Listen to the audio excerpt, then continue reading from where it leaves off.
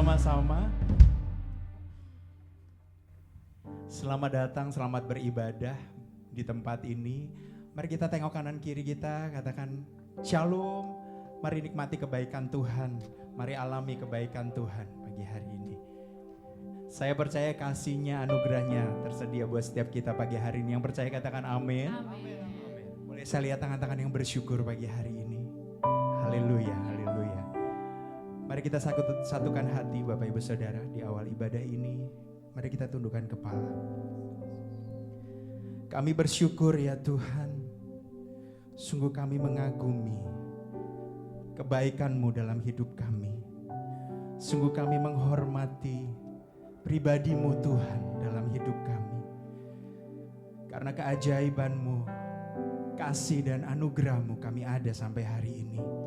Biar kami bawa pujian kami Tuhan pagi hari ini yang terbaik. Kami percaya Engkau ada di tengah kami, hadir bersama dengan kami.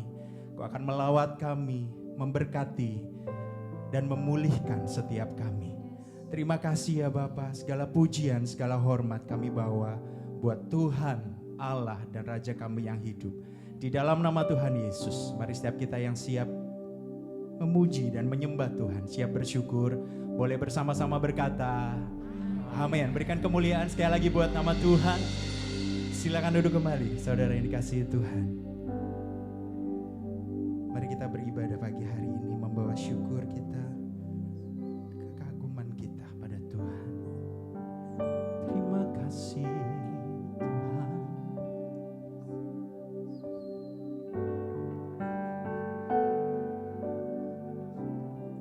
Mari angkat suaramu.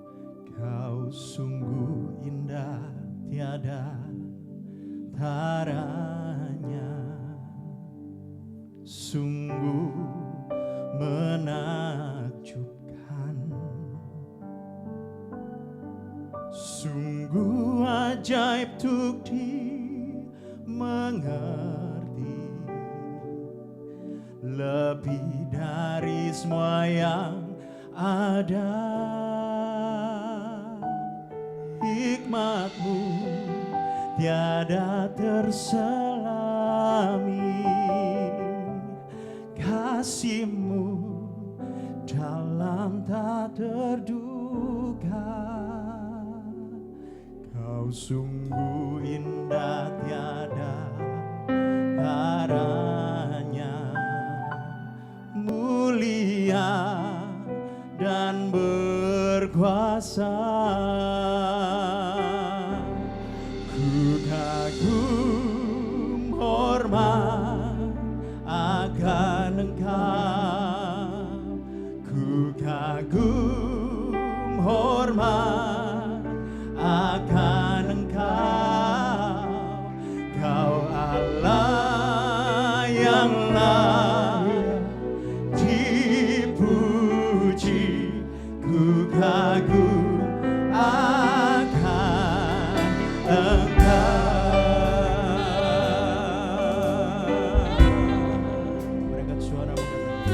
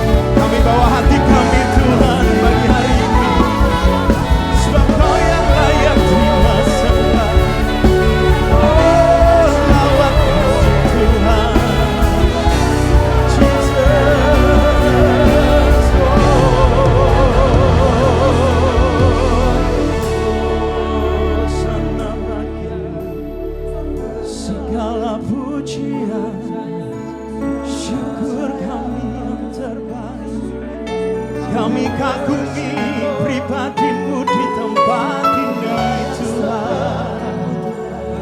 Tiada Allah sepertimu, 'cause there's no one like you, oh Lord, oh God. We glorify, we magnify your name, oh God. This is our praise to you, Lord.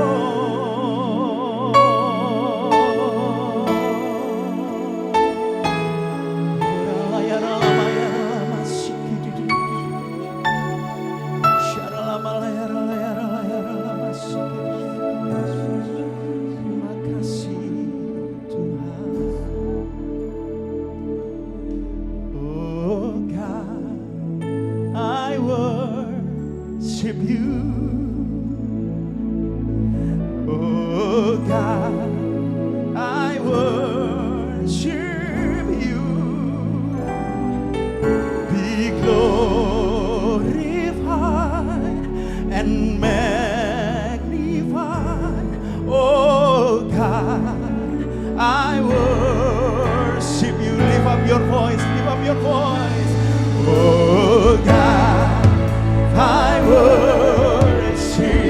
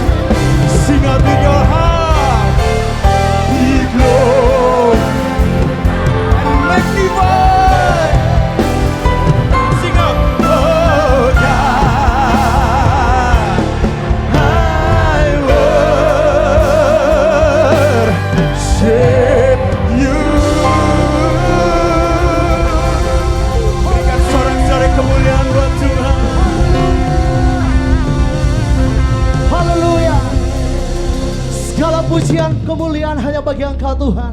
Sungguh kami bersyukur, kami mau bersuka cita, kami mau lebih lagi memuji, meninggikan Engkau di tempat ini. BSD Church sama-sama dengan saya katakan amin, haleluya. Seberapa banyak kita yang bersuka cita, boleh lambaikan tanganmu saudara. Yang bersuka cita, kasih tepuk tangan yang dahsyat bagi Raja kita. Haleluya. Kita bertepuk tangan semua, come on. Say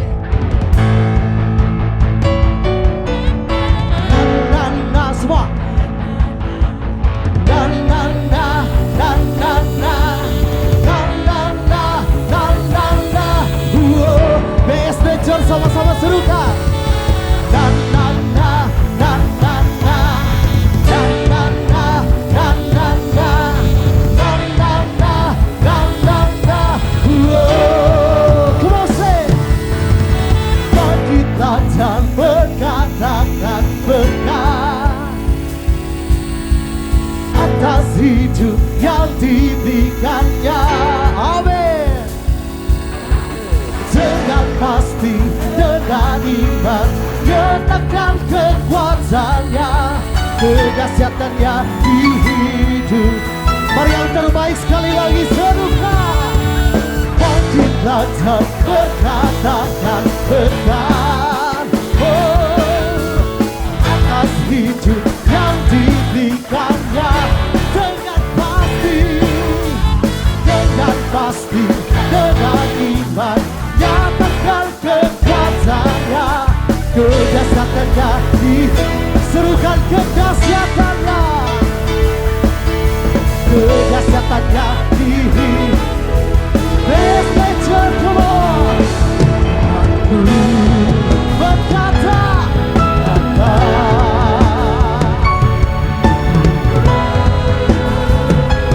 hebat, serukan Yesusku.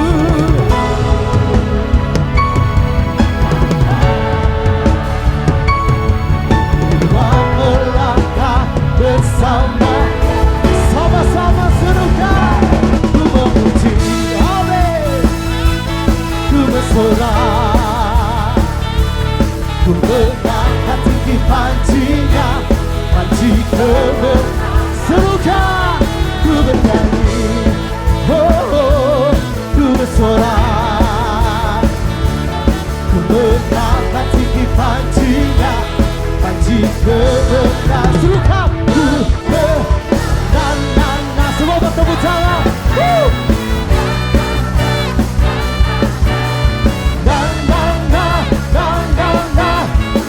Sekali lagi serukan.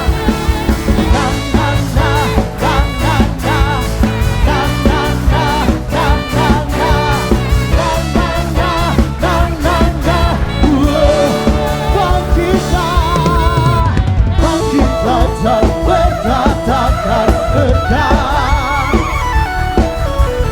atas hidup yang diberikannya. Amin. Dengan pasti, dengan iman, nyatakan kekuatannya, kedahsyatannya di bangkitlah, bangkitlah.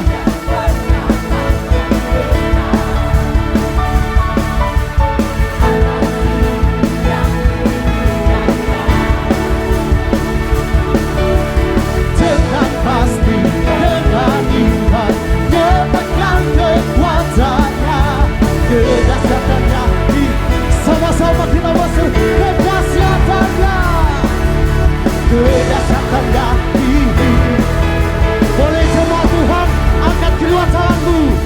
Ku berkata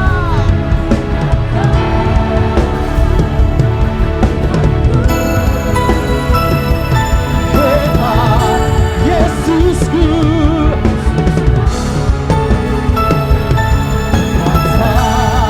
Amin. Ku melangkah bersama. Everybody say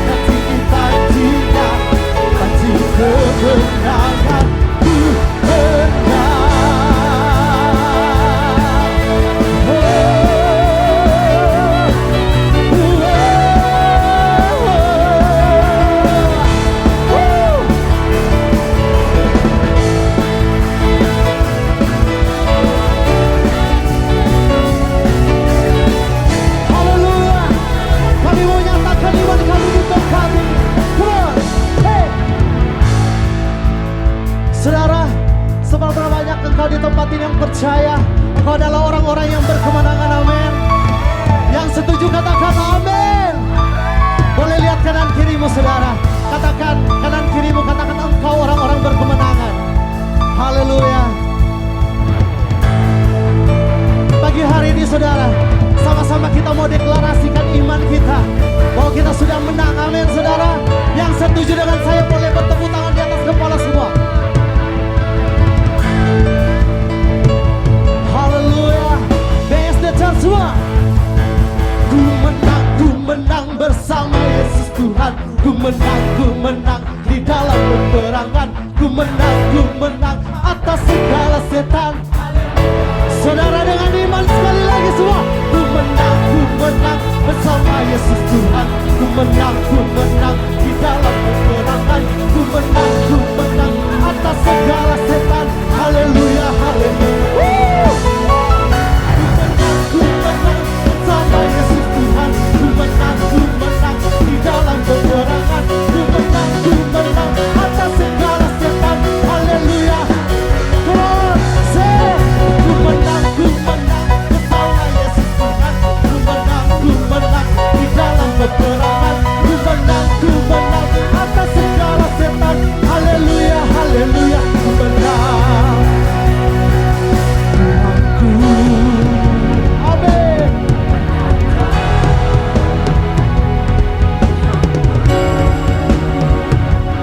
Hebat Yesusku.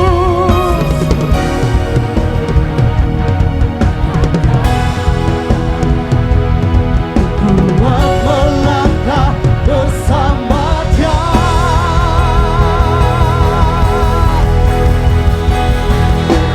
Ku memuji, ku bersorak, amin. Ku mengangkat tinggi pancinya, panci kemenangannya. Ku bernyanyi, oh, ku bersorak, haleluya. Ku mengangkat tinggi pancinya, panci kemenangan. Ku menang lagi serukan. Ku menang, ku menang.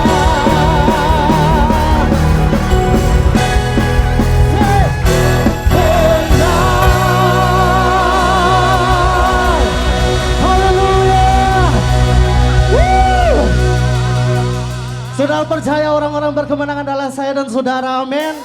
Yang setuju kasih tepuk tangan sekali lagi bagi ajak kita. Haleluya.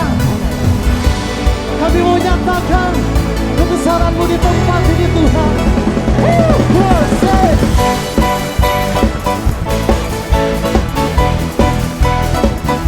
Mari BSD Church lebih semangat bagi Tuhan kita. Kita mau kasih yang terbaik bagi ajak kita. Melukis cakrawala, merangkai jagat raya, pencipta alam semesta. Engkaulah pemilik kehidupan kami, pemilik kehidupan, yang sanggup menyelamatkan jalan. Boleh angkat kedua tanganmu saudara.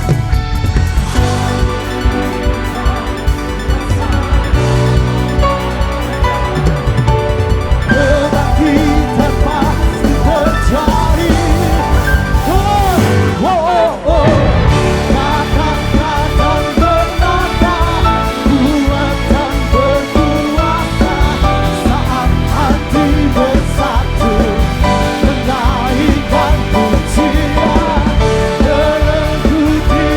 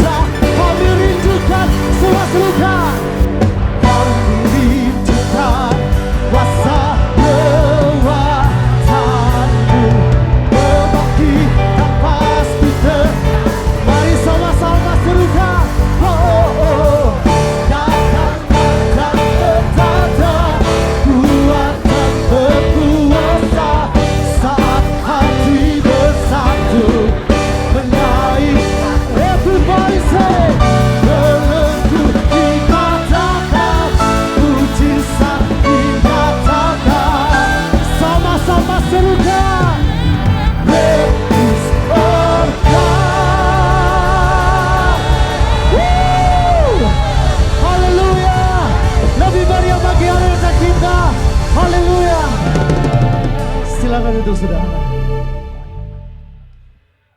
Shalom Bapak Ibu Saudara yang diberkati, boleh angkat tangannya, boleh beri kemuliaan buat Tuhan. Puji nama Tuhan, selamat pagi, shalom semuanya. Senang sekali malam hari ini, saya Siska Verina. Puji Tuhan, luar biasa diberi kesempatan untuk boleh melayani untuk pertama kalinya di BSD Church. Dan saat ini saya mau mengajak Bapak Ibu Saudara semuanya untuk sama-sama bersatu hati, kita mau naikkan pujian ini sama-sama. Biarlah pujian ini bisa menjadi ungkapan syukur dan terima kasih kita untuk kebaikan Tuhan, untuk penyertaan Tuhan dan anugerahnya dalam melewati setiap proses hidup kita, dalam setiap melewati musim demi musim yang terjadi dalam hidup kita sampai hari ini kita bisa berkumpul bertatap muka di tempat ini. Mari saat ini saudara kita siapkan hati.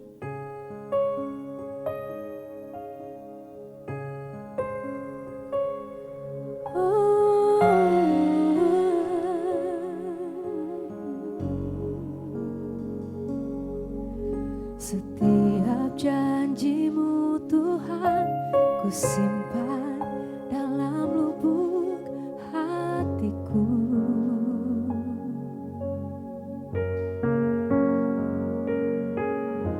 Lewati setiap masalah, tiap tetes air mata dalam hidupku. Janji-Mu menopang hidupku, kasih-Mu menuntun langkahku dalam setiap waktu. Penolongku yang aku percaya. Sama-sama kita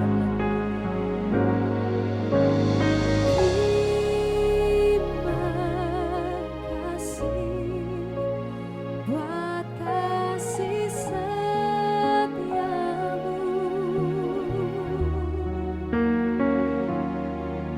penyertaan-Mu sempurna, janji-Mu tak pernah terlambat.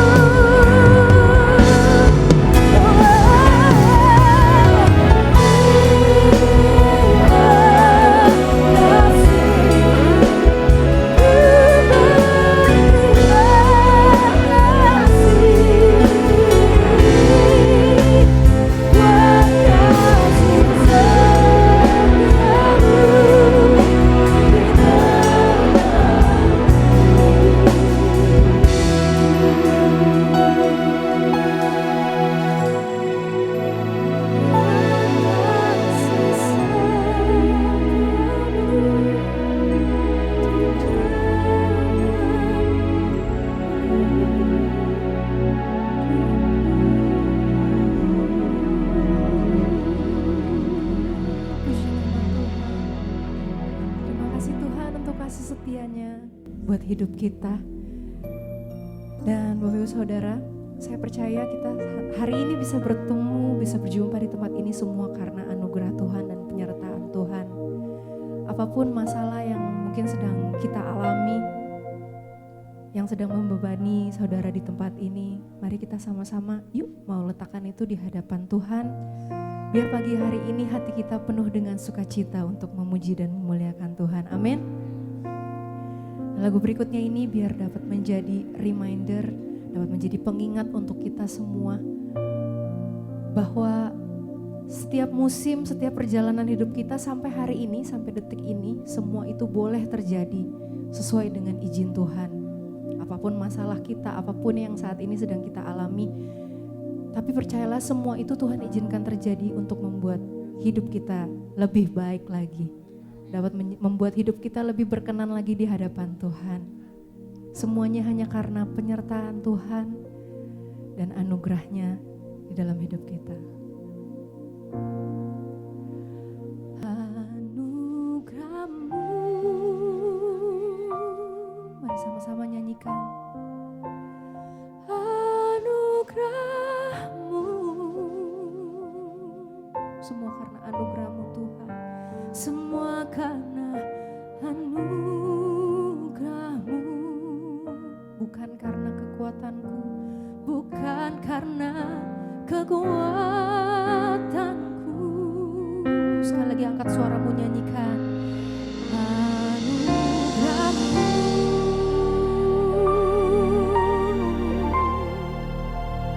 anugerah-Mu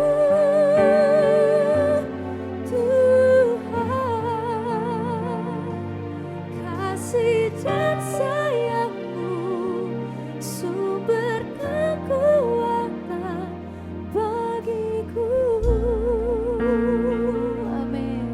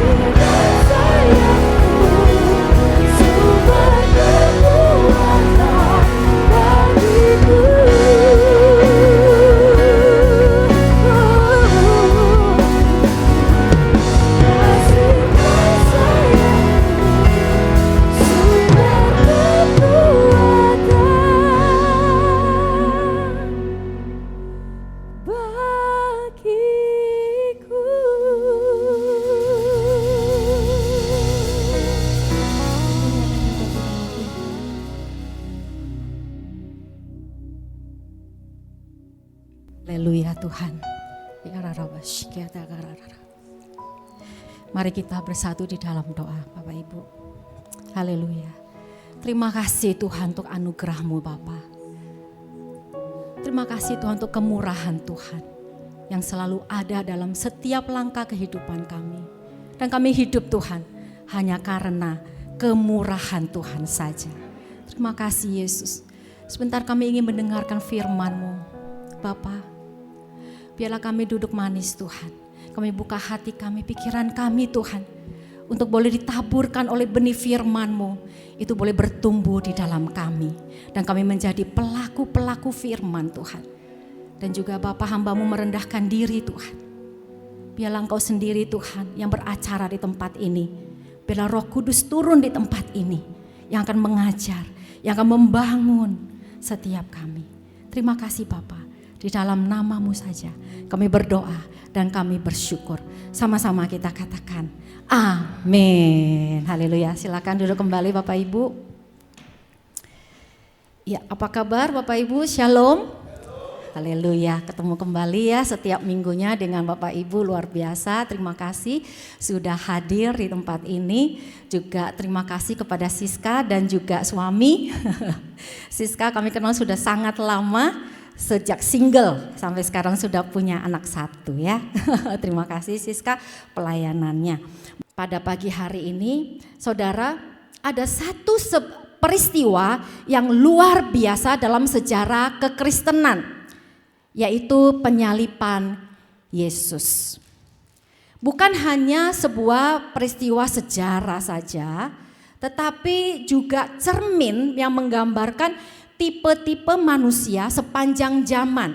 Karena penyaliban Yesus ini sangat luar biasa sengsaranya, yang sangat merendahkan, sehingga timbullah reaksi, betul ya, yang paling murni pada saat orang sedang sulit, sedang susah, disitulah reaksi yang paling murninya itu muncul.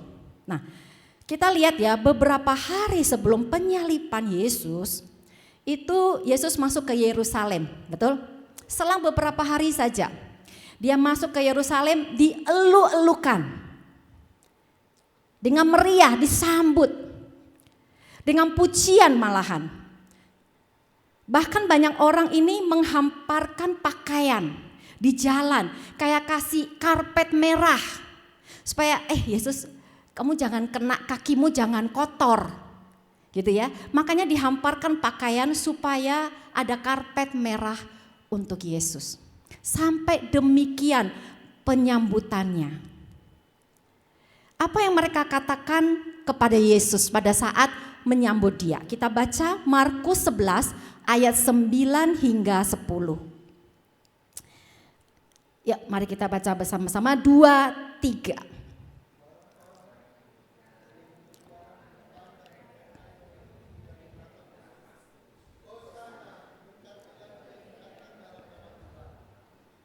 Haleluya. Hosana dalam bahasa Yunani diartikan tolonglah kami. Jadi pada saat dikatakan Hosana, orang Israel yang menyambut Yesus berharap Yesus tolong dia. Lalu berkati kamu ya, sering gak didoakan orang? Berkati kamu ya, makin naik, makin melejit. Ada? Sering ya? Nah, orang ini yang menyambut Yesus di awal. Lalu itu Markus 11, betul? Yesus dielu-elukan. Ironisnya pada awal pasal 14 hanya selang 3 pasal. Yesus mau dibunuh. Dimulailah sebuah rencana untuk membunuh Yesus. Oleh siapa? Tidak disangka ya, oleh imam kepala dan ahli Taurat. Mereka mencari jalan bagaimana caranya menangkap dan membunuh Yesus ini yang dielu-elukan dengan sebuah tipu muslihat. Peristiwa ini berapa hari dalam 1 pekan. Makanya kita mengadakan Jumat Agung, ya, lalu Paskah, dan sebelumnya itu ada, kalau Katolik mereka ada namanya Kamis Putih dan sebagainya ya. Nah, coba Bapak Ibu bayangkan pada saat di Golgota, Bukit Tengkorak, tempat di mana, ada slide-nya, anak Allah digantung. Di sekeliling salib itu berkumpul berbagai macam orang dengan sikap, motivasi, dan juga respon yang berbeda.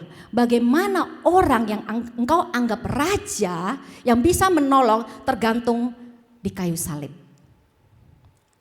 Dalam kitab Injil mencatat dengan detail siapa saja yang hadir pada peristiwa penyaliban, ya. Dan hari ini kita akan lihat tipe-tipe manusia apa yang hadir pada saat itu.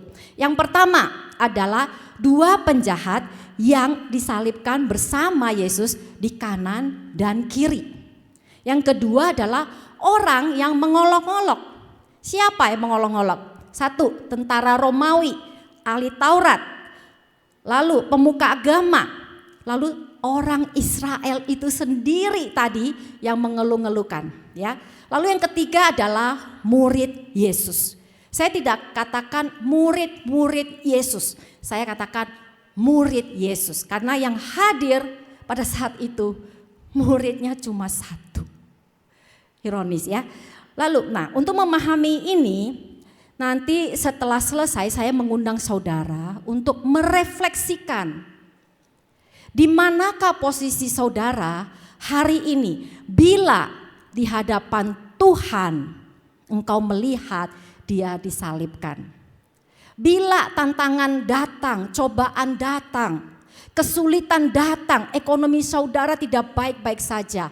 Bagaimana dan apa posisimu di hadapan Tuhan? Bagaimana engkau merespon terhadap Tuhan? Yang pertama kita akan belajar dari dua penjahat di sebelah kanan dan kiri Yesus. Kita baca Lukas 23 ayat 39 sampai dengan 43. Oke. Lukas ini memberikan gambaran yang jelas tentang dua penjahat yang disalibkan bersama dengan Yesus, ya. Kita baca bersama 2-3. Orang dari penjahat yang digantung itu menghujat dia. Katanya, "Bukankah engkau adalah Kristus? Selamatkan dirimu dan kami."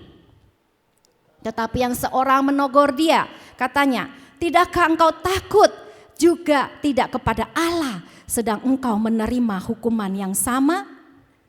Kita memang selayaknya dihukum sebab kita menerima balasan yang setimpal dengan perbuatan kita. Tetapi orang ini tidak berbuat sesuatu yang salah. Ingatlah akan aku apabila engkau datang sebagai raja. Kata Yesus kepadanya, "Aku berkata kepadamu, sesungguhnya hari ini juga engkau akan bersama-sama dengan aku di dalam Firdaus." Ada dua penjahat, betul? Mazmur 27 dan Markus 15 juga menyebutkan adanya dua penjahat ini, ya, yang bersama-sama dengan Yesus disalibkan. Nah, kedua penjahat ini memiliki sifat yang sangat berbeda satu dengan yang lain, padahal sama-sama penjahat. Sama-sama melakukan suatu kejahatan dan terlebih lagi mereka belum pernah melihat Yesus sebelumnya.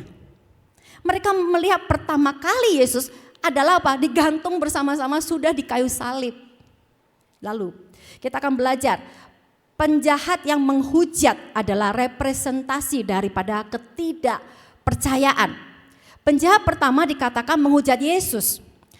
Ya, menghujat ini artinya mencemooh ataupun menantang dengan kata-kata meragukan identitas daripada Yesus sebagai Mesias. Orang yang suka menghujat memiliki beberapa sifat loh. Yang pertama yaitu apa? Punya kepahitan. Punya kemarahan di dalam dirinya yang belum beres. Sehingga suka sekali menghujat orang. Suka sekali mencemooh orang. Sering melihat?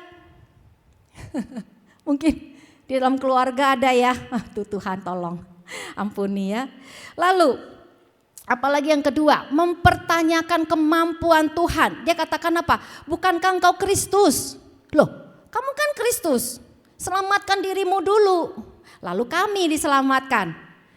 Menantang, mempertanyakan kemampuan Tuhan. Saudara sering mempertanyakan kemampuan Tuhan?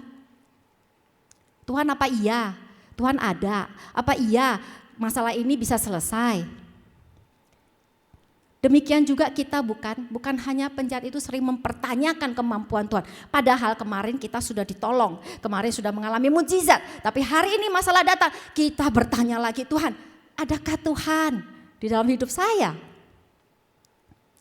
Lalu yang ketiga, mengapa? Karena menolak mengakui kesalahannya. Sering orang menolak mengakui kesalahan dengan cara mencemooh orang lain. Melemparkan kesalahannya kepada orang supaya terlihat dirinya paling benar. Itu tidak ada pengakuan dosa atau penyesalan. Ya, tetapi menunjuk kepada kesalahan orang lain. Penjahat ini merepresentasikan mereka yang bahkan di hadapannya sudah ada Tuhan, mereka tetap memilih untuk mengejek dia. Di hadapannya ini Tuhan sudah. Bahkan dia katakan bukan kau Kristus. Dia sendiri ngaku dia Kristus. Tetapi dia tetap tidak mau menerima dia. Tapi justru mengejek. Lalu yang kedua adalah penjahat yang bertobat. Yaitu representasi daripada iman. Kontras sekali antara kiri kanannya ya. Penjahat kedua ini menunjukkan sebuah transformasi, sebuah perubahan yang luar biasa di hadapan Yesus. Ayat 41, dia mengakui kesalahannya. Dia katakan apa? Kita ini memang layak dihukum kok. Orang kita ini berbuat salah. Tapi dia ini tidak berbuat salah. Penjahat ini mengakui dosanya. Lalu ayat 42 dikatakan, Yesus, ingat aku ya, bila engkau datang sebagai raja. Iman, betul? Jawab Yesus kepadanya, hari ini juga engkau akan bersama-sama dengan aku di dalam Firdaus. Saudara, mereka ini pernah ke gereja enggak kira-kira? Enggak, orang penjahat enggak ke gereja saudara. Gitu ya, mengenal Yesus aja belum. Pada saat digantung itulah dia kenal Yesus. Gitu ya, belum sempat berbuat baik, boro-boro buat baik, orang dia penjahat. Ya, tetapi pada saat kita mengakui iman kepada Tuhan, disitulah janjinya diberikan, yaitu keselamatan. Semudah itu, ya itulah namanya anugerah. Saudara dimenangkan oleh Tuhan menerima keselamatan bukan karena perbuatanmu, tetapi karena imanmu mengaku bahwa Yesus adalah juru selamat. Amin. Dan memang itu hanya semudah itukah menerima keselamatan? Ya. Tetapi di dalam perjalanannya saudara harus mengerjakan perbuatan-perbuatan baik. Betul? Supaya orang lain dimenangkan karena kita. Sesuatu yang diberikan kepada saudara gratis, saudara harus berikan kepada orang lain secara gratis. Dan kita membawa jiwa kepada Tuhan itu sebenarnya mudah. Betul?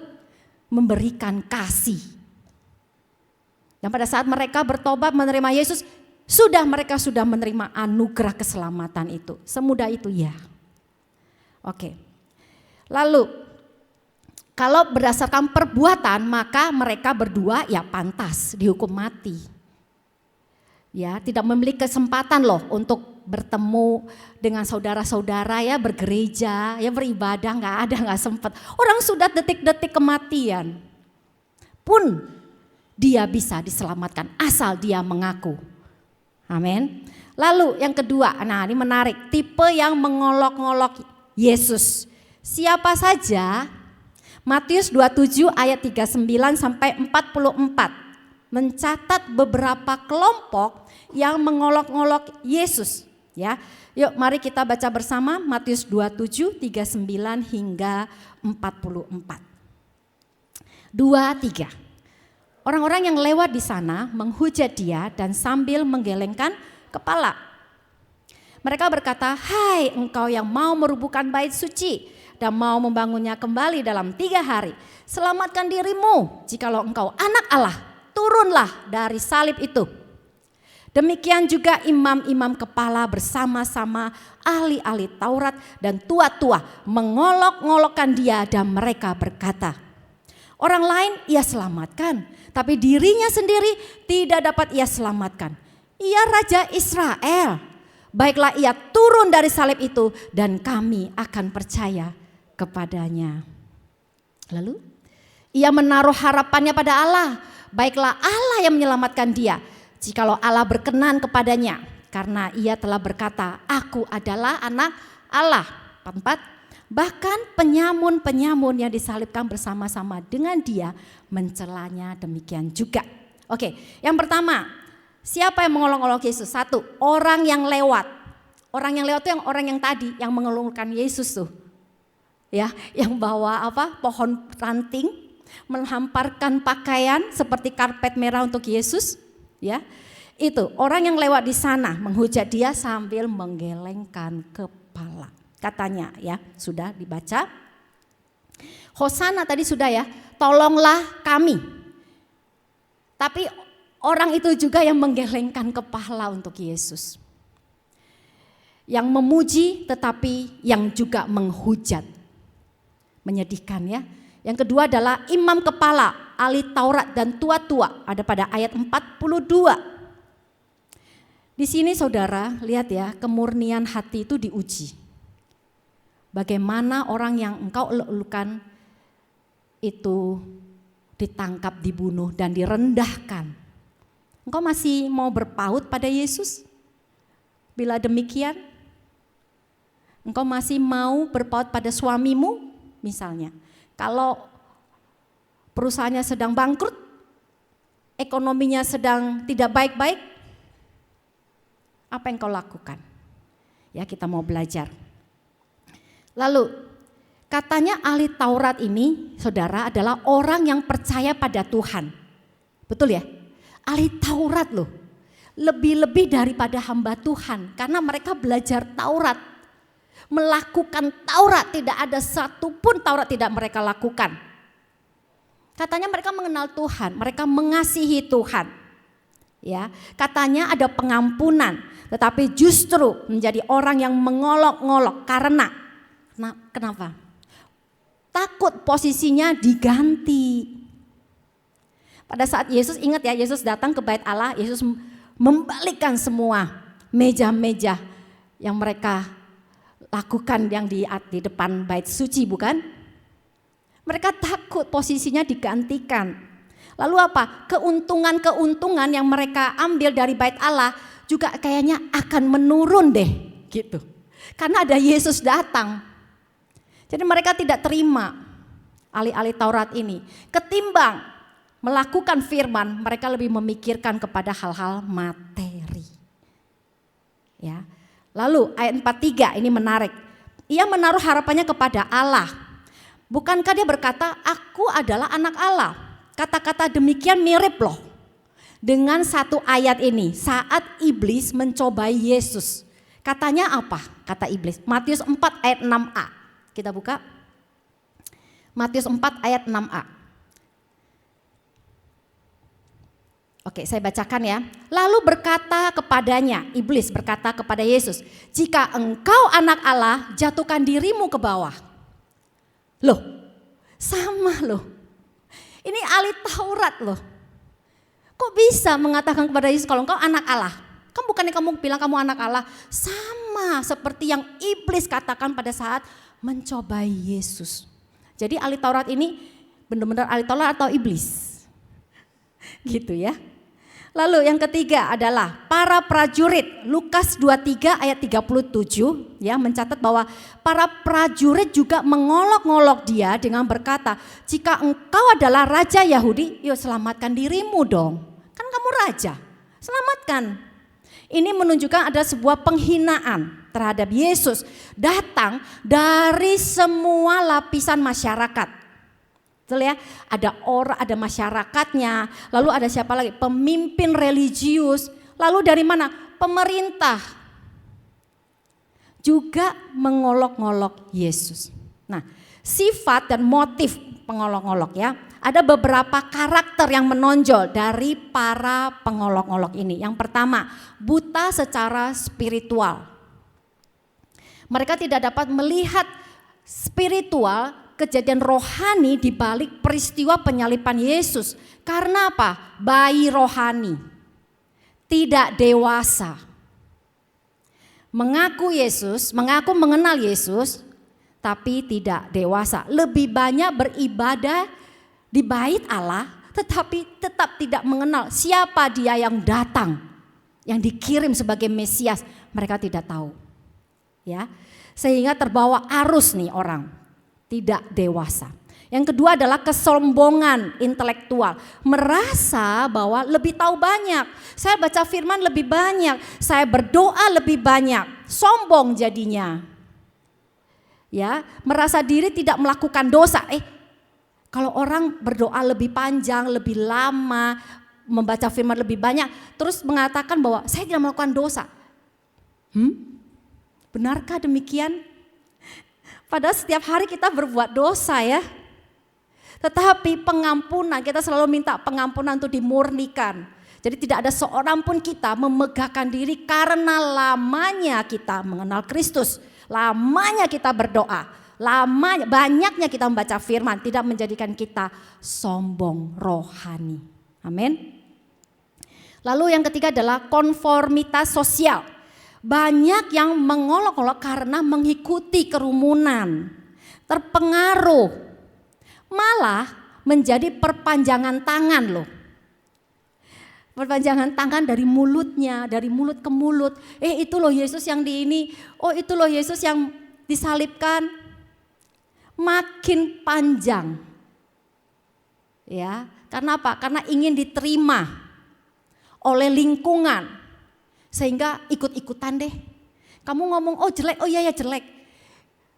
Oh itu yang kucing lewat gitu ya, kucing lewat. Oh enggak itu anjing, oh iya ya anjing. Nah gitu, kayak gitu ya. Itu konformitas sosial, kasihan ya. Tidak ada apa? Integritas. Kalau kucing lewat ya kucing, anjing lewat ya anjing ya. Nah, tidak ada lagi melihat kebenaran. Ya, agar dirinya tidak berbeda, ya udah ikut-ikutan aja. Daripada saya sendirian, betul ya? Kayak aneh saya nih kalau nggak ikutan mengolok-olok, saya kelihatan aneh. Tidak ya, saudara tidak perlu pengakuan. Karena engkau sudah diakui oleh Tuhan. Amin. Lalu yang keempat adalah motif pembenaran diri. Mengolok-olok Yesus adalah cara membenarkan penolakan sebetulnya. Tadi saya sudah katakan, ya kadang seringkali kita ini nggak mau mengaku salah, tetapi dengan mengolok-olok orang lain, ya seolah-olah dia yang salah, bukan saya loh ya. Jadi ada orang yang demikian. Senjata yang ampuh untuk membenarkan diri adalah menyalahkan orang lain, mencari-cari. Pergi kemana-mana mencari-cari kesalahan, mencari-cari berita. Lalu bermufakat untuk mencelakakan pemuka agama itu. Mencari orang terdekat Yesus. Betul? Dan kena siapa? Yudas menjual Yesus. Hanya sebuah ciuman aja dia menjual Yesus. Kejahatan yang dirancang Tuhan, itu kejahatan yang dirancang oleh manusia, saudara, bisa diubah menjadi kebaikan. Amin. Saya ingat ya, ada sebuah cerita. Ada orang yang suka menghakimi orang lain ya. Nah ini cerita ini nih ada dalam firman Tuhan. Ingat tidak saudara, pada saat seorang yang berzina ditangkap, betul, oleh ahli-ahli Taurat. Lalu dibawa kepada Yesus. Betul ya? Lalu dibilang gini, menurut hukum Taurat Musa, perempuan ini harus apa? Dihajam, dilempar sampai mati. Betul? Kalau perempuan macam gini nih harus dilempar sampai mati. Betul ya? Lalu apa yang Yesus lakukan? Yesus jongkok dan menulis, betul? Di bawah menulis. Saudara tahu apa yang dia tulis? Tidak ada di dalam firman loh. Tetapi ada sebuah refleksif yang saya temukan di dalam Keluaran 31 ayat 18. Karena sebetulnya ahli Taurat ini ingin mencobai Yesus, betul? Supaya ada kesalahan yang mereka dapatkan dari Yesus. Tetapi Yesus ingat, karena dia adalah Tuhan. Maka dia ingat, oh kamu bicara tentang Taurat Musa. Saudara tahu di dalam Keluaran 31 ayat 18, Tuhan memberikan 10 perintah Allah pada 2 loh batu itu dengan menulis dengan jarinya. Dan itu yang Yesus lakukan, dia berlutut dan dia tulis. Saudara tahu apa yang Yesus tulis? Mungkin ya, karena ini tidak ada dalam Alkitab, tapi mungkin yang Yesus tulis adalah 10 perintah Allah, betul? Jangan membunuh. Padahal mereka ingin membunuh perempuan itu, ingin dirajam. Pada saat Yesus tulis, jangan membunuh. Karena perintah Musa toh. Lalu mereka pergi satu persatu. Itu luar biasa. Bahwa apa yang dirancangkan manusia itu tidak akan menimpa engkau. Karena Tuhan akan membaliknya menjadi kebaikan. Beri kemuliaan untuk Tuhan kita. Haleluya. Bila Bapak Ibu hari ini engkau sedang menderita karena rancangan manusia memasang jerat gitu ya, menjatuhkanmu, pegang ayat ini. Kejadian 50 ayat 20. Memang kamu telah mereka-rekakan yang jahat terhadap aku, tetapi Allah telah mereka-rekakannya untuk kebaikan dengan maksud melakukan seperti yang terjadi sekarang ini, yakni memelihara hidup sebuah bangsa yang besar. Jangan khawatir, pegang ayat ini. Amin.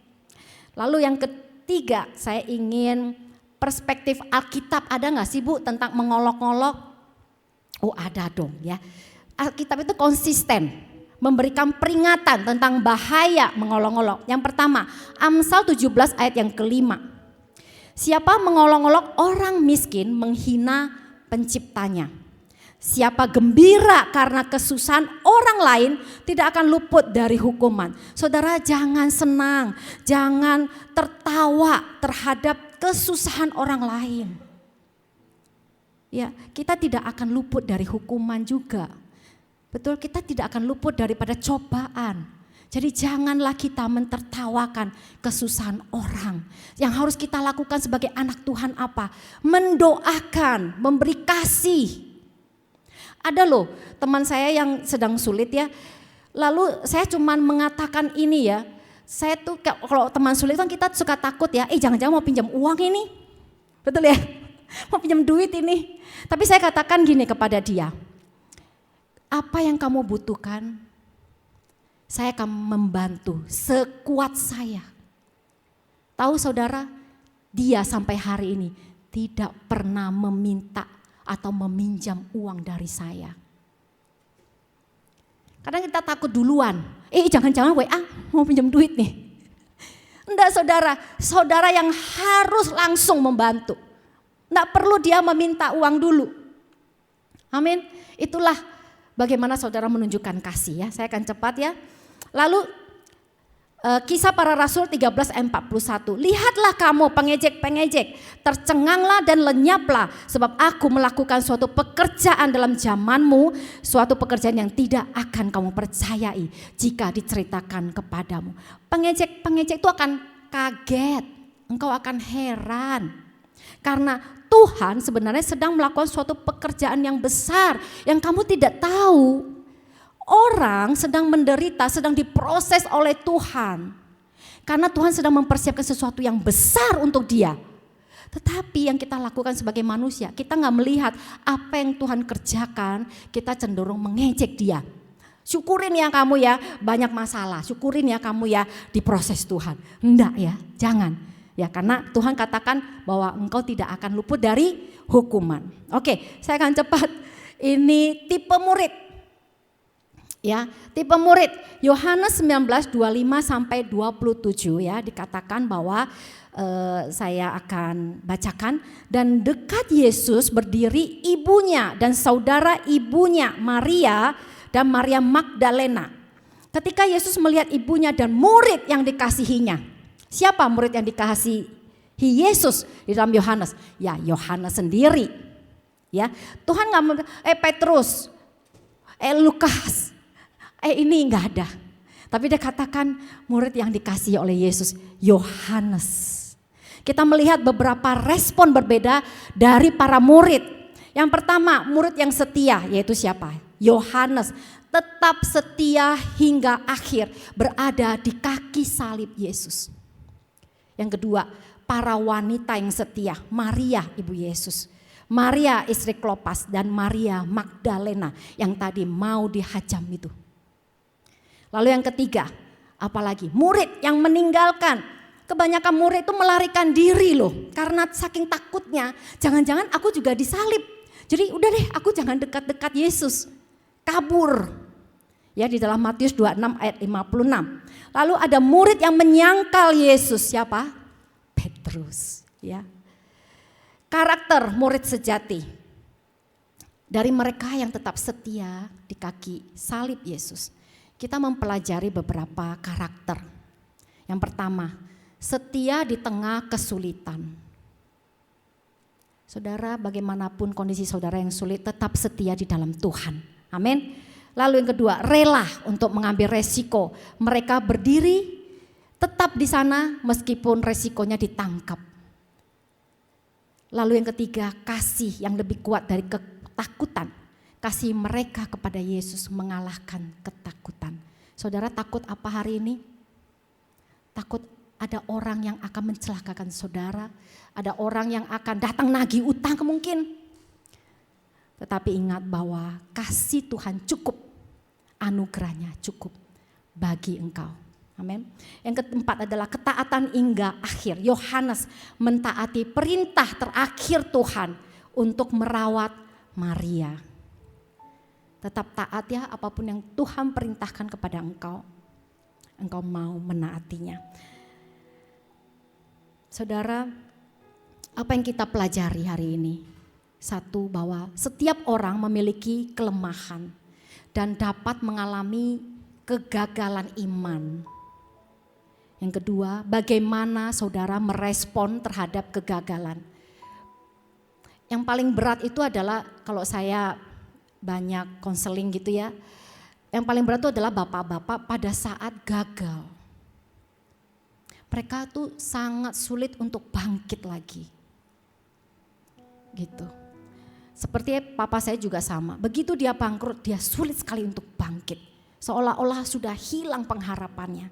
Tapi hari ini, Yesus yang telah bangkit itu memberikan saudara pengharapan. Karena itu bangkit bapak-bapak. Amin. Haleluya. Saudara, terakhir saya ingin tutup dengan ini. Para tim musik silakan. Di mana kita berdiri? Slide terakhir boleh ya? Setiap dari kita perlu bertanya pada diri sendiri.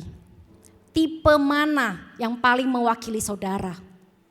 Ya, apakah saya seperti penjahat yang menghujat? Apakah saya seperti penjahat yang bertobat? Apakah saya seperti para pengolok-olok yang hanya bisa mengolok padahal tadi memuji? Atau apakah saya seperti murid yang melarikan diri? Lalu yang terakhir, apakah saya seperti Yohanes dan para wanita di kaki salib Yesus, setia hingga akhir? Meskipun tidak mudah, meskipun ada resiko mengikut dia, tetapi kita mau setia mengiring Yesus. Amin. Di mana posisi Anda? Yang penting bukan di mana kita mulai. Kita boleh mulai dari masa lalu yang kelam, masa lalu yang sulit. Kita boleh mulai dari keluarga yang tidak punya apa-apa. Tetapi pada saat kita mengenal Kristus, hidup kita harus berubah. Hidup kita pasti berubah. Amin. Salibnya tetap ada, saudara. Dan saudara diberi undangan untuk mendekat kepada Tuhan, untuk menerima Dia, agar transformasi terjadi. Amin. Hidup yang lama saudara hari ini menjadi hidup yang baru. Dari kematian karena dosa, tetapi Yesus mati untuk dosa saudara. Sehingga hari ini saudara mengalami kehidupan yang kekal bersama dengan Dia. Haleluya. Saya undang kita untuk bangkit berdiri Bapak Ibu. Haleluya Yesus.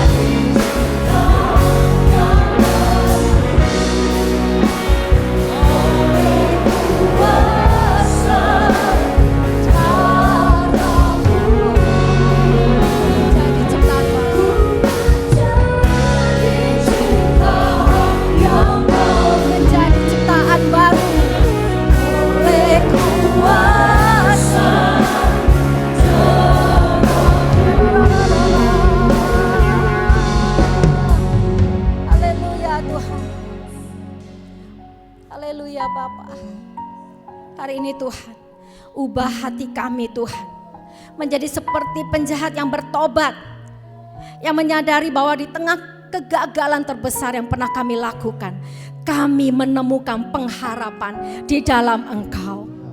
Ajari kami untuk melihat bahwa tidak pernah ada momen dalam hidup kami yang terlalu gelap untuk ditebus oleh darah Yesus.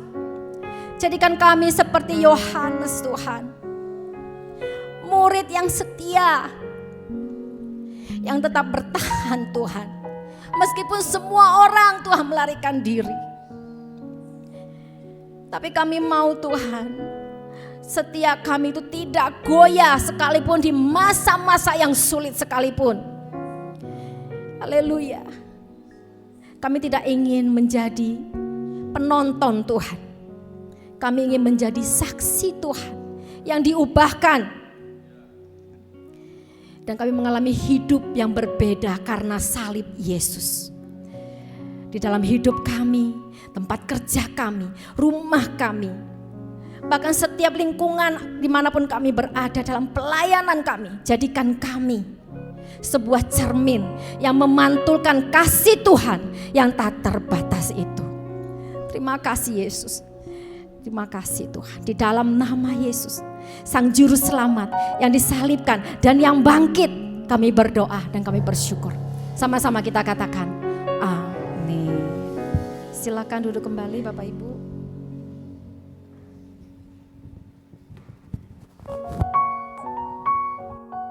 Puji Tuhan, terima kasih buat Ibu Saudara Cinta di sini sekali. Tuhan memberkati. Kami menyambut adakah jemaat yang baru pertama kali hadir hari ini boleh melambaikan tangannya. Oh puji Tuhan, ada Bapak yang puji Tuhan, tidak ada tempat ibadah yang tetap, dan boleh beribadah di Messenger. Setelah ibadah boleh mengisi identitas di luar ya Pak, untuk ditukarkan dengan souvenir. Oke, kita akan mempersiapkan diri kita untuk memberikan persembahan. Mari kita satu di dalam doa. Kami bersyukur Tuhan buat ibadah pagi hari ini, ibadah yang memberkati kami. Terima kasih buat setiap penyertaan Tuhan, pemeliharaan Tuhan sampai hari ini. Kami bersyukur buat semua yang baik yang Tuhan sudah kerjakan dalam kehidupan kami. Saat ini kami akan memberikan persembahan. Kami juga bersyukur boleh menjadi bagian dalam pekerjaan Tuhan sebagai pengelola keuangan yang Tuhan sudah berikan kepada kami. Berkati Tuhan persembahan kami ini supaya kiranya persembahan ini boleh menyenangkan Tuhan dan boleh menjadi berkat Tuhan buat operasional gereja tempat kami bernaung. Terima kasih, kami berdoa Tuhan buat setiap jemaat Tuhan yang sudah setia menabur. Kami percaya Tuhan memberkati usaha bisnis, keluarga, pekerjaan, kehidupan setiap kami Tuhan. Terima kasih Bapa di surga, di dalam nama Yesus kami siap memberi yang baik. Haleluya, amin. Selamat memberi, Tuhan Yesus memberkati. God in command, all will change. His faithful hand will rearrange. Faith and love I will praise. In Jesus I will always.